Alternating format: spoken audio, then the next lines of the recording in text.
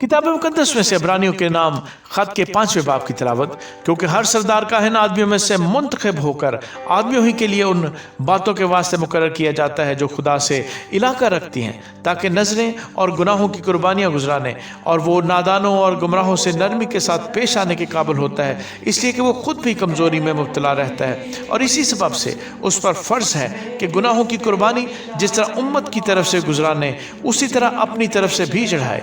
और कोई शख्स अपने आप की इज्जत इख्तियार नहीं करता जब तक हारून की तरह खुदा की तरफ से बुलाया ना जाए।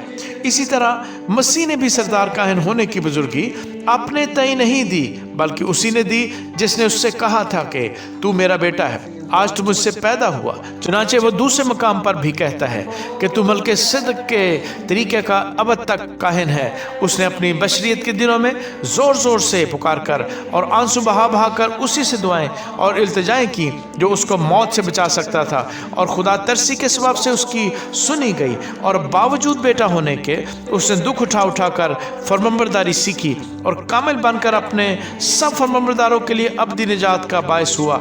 और उससे खुदा की तरफ से मलके सिद्क के तरीका के सरदार काहिन का खिताब मिला। इसके बारे में हमें बहुत सी बातें कहना है जिनका समझना मुश्किल है, इसलिए कि तुम ऊंचा सुनने लगे हो। वक्त के ख्याल से तो तुम्हें उस्ताद होना चाहिए था, मगर अब इस बात की हाजत है कि कोई शख्स खुदा के कलाम के इब्तदाई असूल तुम्हें फिर सिखाए, और सख्त गज़ा की जगह तुम्हें दूध पीने की हाजत पड़ गई, क्योंकि दूध पीते हुए को रासबाजी के कलाम का तजर्बा नहीं होता, इसलिए कि वो बच्चा है। और सख्त गज़ा पूरी उम्र वालों के लिए होती है, जिनके हवास काम करते करते नेक व बद में इम्तियाज़ करने के लिए तेज़ हो गए हैं।